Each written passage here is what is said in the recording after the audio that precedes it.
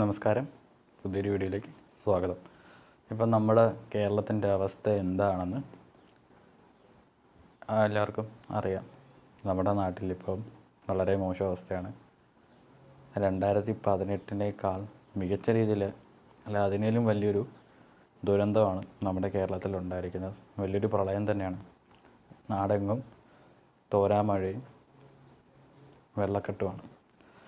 പലയിടങ്ങളിലും കേരളത്തിലെ പല ജില്ലകളിലും 12 ജില്ലകളിൽ നിന്ന് റെഡ് അലേർട്ട് കൊടുത്തിരിക്കുകയാണ്.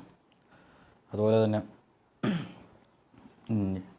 ആലപ്പുഴ, പത്തനംതിട്ട, ആറന്മുള, റാന്നി, പിന്നെ കോഴിക്കോട്, കോട്ടയം ഇങ്ങനെയുള്ള ജില്ലകളിൽ പലയിടങ്ങളിലും വെള്ളം കയറിക്കിടക്കുകയാണ്.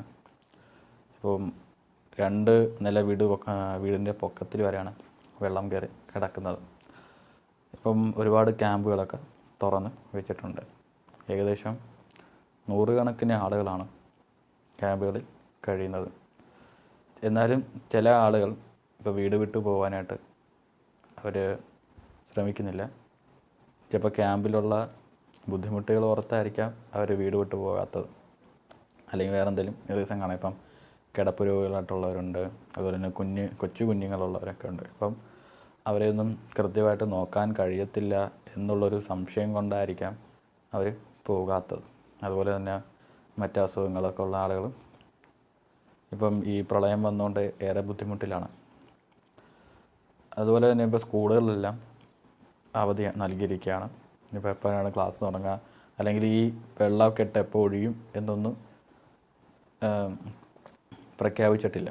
പറയുന്നത് പലയിടങ്ങളിലെയും വെള്ളം ഇറങ്ങിപ്പോകേണ്ടടുത്ത് ഡാമിലൊക്കെ തന്നെ ഈ തടിക്കഷ്ണങ്ങളും മറ്റ് അഴുക്കുകളും കയറി അടഞ്ഞിരിക്കുകയാണ്. അതിൻ്റെ ഒഴുകിപ്പോകുന്നതിൻ്റെ ഫ്ലോ ഒക്കെ വളരെ കുറവാണ്. ഇപ്പോൾ പ്രതീക്ഷിക്കാത്ത ഇടത്ത് അല്ലെങ്കിൽ ക്യാമ്പിൽ സേഫാണെന്ന് കരുതുന്നിടത്ത് ഇപ്പം വെള്ളം കയറിക്കൊണ്ടിരിക്കുക എന്നൊക്കെയാണ് റിപ്പോർട്ട് വരുന്നത്. അതുപോലെ സ്കൂളുകൾക്ക് അവധി നൽകിയെന്ന് വെച്ച് സ്കൂളിൽ പോകാതിരിക്കാനല്ല, പകരം ഈ വെള്ളക്കെട്ടുകളുള്ള സ്ഥലത്തൊക്കെയാണ് ക്യാമ്പുള്ളത്. അപ്പോൾ ആ സ്കൂളിലൊക്കെയാണ് അവധിയുള്ളത്. അപ്പോൾ ആ സ്കൂളിൽ പോകാതിരിക്കാൻ മാത്രമല്ല, വീടിന് പുറത്തിറങ്ങാതിരിക്കാൻ വേണ്ടിയിട്ടാണ് ഗവൺമെൻറ് സ്കൂളിന് അവധി നൽകിയിട്ടുള്ളത്. പക്ഷേ പല ആളുകൾ, ഇപ്പോൾ കുട്ടികളാണെങ്കിലും അത് ലംഘിച്ച് ഇപ്പം പലയിടങ്ങളിലും പോവുകയാണ്. ഇപ്പോൾ വെള്ളം നിറഞ്ഞു കിടക്കുന്നിടത്ത് പോവുകയാണ്. കാരണം എന്ന് വെച്ചാൽ വെള്ളം കയറിയതുകൊണ്ട് കാണാൻ നല്ല ഭംഗിയാണ്. അതുപോലെ തന്നെ ചൂണ്ടയിടാനും പോകും. ഒരുപാട് കുട്ടികൾ ഈ തോട്ടിലും ഒഴുക്കുള്ള സ്ഥലത്തൊക്കെ ചൂണ്ടയിടും. അത് വളരെ അപകടകരമാണ്. ഒരുപാട് മുന്നറിയിപ്പുകൾ കൊടുത്തിട്ടുണ്ട് ഗവൺമെൻറ് ഈ സ്ഥലങ്ങളിൽ പോകരുത്. എന്നാലും ആ മുന്നറിയിപ്പുകളൊക്കെ ലംഘിച്ച് ചില ആളുകൾ പോവുകയും അപകടത്തിലാവുകയും ചെയ്യും. ചിലവരെ കാണാതെ പോവുകയും ചെയ്യും. ഒരുപാട് മുന്നറിയിപ്പുകളും അനുഭവങ്ങളും നമ്മൾ കൊടുത്തിട്ടും ഗവൺമെൻറ് കൊടുത്തിട്ടും ആരും അതനുസരിക്കാത്തവരുണ്ട്. അതനുസരിക്കാത്ത ആളുകളുണ്ട്. അത് അങ്ങനെയല്ല. ഇപ്പോൾ അവധി നൽകിയിട്ടുണ്ടെങ്കിൽ, ഇപ്പോൾ സ്കൂളുകൾക്കും കോളേജുകൾക്കും അവധി നൽകിയിട്ടുണ്ടെങ്കിൽ വീട്ടിൽ തന്നെ ഇരിക്കാനും സുരക്ഷിതമായിട്ടിരിക്കാനും വേണ്ടിയിട്ടാണ്. അല്ലാതെ ഇപ്പോൾ അവധിയാണ് അതുകൊണ്ട് നമുക്ക് കറങ്ങാൻ പോകാം എന്നൊന്നും കരുതരുത്. അതുപോലെ ബീച്ചിലൊക്കെ പോകുന്നവരുണ്ട്, കുളിക്കാൻ പോകുന്നവരൊക്കെ ഉണ്ട്. കാരണം കഴിഞ്ഞ പ്രാവശ്യമൊക്കെ തന്നെ മഴ സമയത്ത് കടൽ കയറിയിരിക്കുമ്പോൾ തന്നെ കുളിക്കാൻ പോയി മരണപ്പെട്ടു പോയ റിപ്പോർട്ടൊക്കെ വന്നിട്ടുള്ളതാണ്. അതുപോലെ ഈ പ്രാവശ്യം അങ്ങനെ ചെയ്യരുത്. കാരണം എന്ന് വെച്ചാൽ അത് അപകടമാണ്. അപകട മേഖലയിൽ പോകരുത് എന്ന് പറഞ്ഞാൽ പോലും ഇത് വെച്ച് അല്ലെങ്കിൽ അഹങ്കാരം കാണിച്ച് പോകുന്നവരുണ്ട്. അതുപോലെ ഇപ്പം ഈ അരുവിയിൽ, ഈ കായലിൻ്റെ അടുത്ത് ഇപ്പോൾ വള്ളംകളിയൊക്കെ വരുവാണല്ലോ, ഇവിടങ്ങളിലൊക്കെ പോയി ഇപ്പോൾ വേമ്പനാട്ട് കായലിലൊക്കെ പോയി ചൂണ്ടയിടുകയൊക്കെ ചെയ്യും. അതൊക്കെ പോവുകയാണെങ്കിൽ തൻ്റെ സുരക്ഷിതത്വം ഉറപ്പ് വരുത്തിയിട്ട് വേണം പോകാൻ, ചൂണ്ടയിടാനൊക്കെ പോകാൻ. അതൊന്നും നോക്കാതെ ഇപ്പം ഞാൻ ഇൻസ്റ്റാഗ്രാമിൽ ഒരു വീഡിയോ കണ്ടാണ്, ഒരു സ്ത്രീ മഴയും അതുപോലെ തന്നെ വലിയ കുത്തൊഴുക്കുണ്ടായിട്ടും സെൽഫി എടുക്കുന്നു, വീഡിയോ എടുക്കുന്നു. എത്ര മുന്നറിയിപ്പ് കൊടുത്താലും അനുസരിക്കുന്നില്ല. ഒന്ന് കാല് തെറ്റി വീണ ജീവൻ തന്നെ നഷ്ടപ്പെടാം.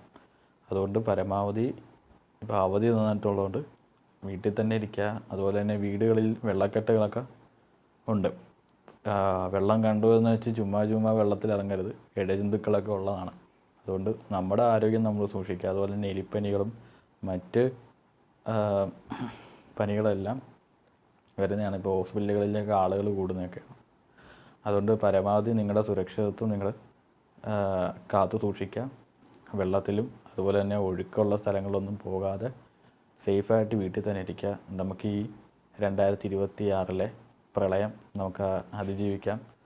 അതുപോലെ തന്നെ ഇപ്പോൾ 12 ജില്ലകളിൽ റെഡ് അലേർട്ട് വെച്ചിരിക്കുകയാണ്. അതുകൊണ്ട്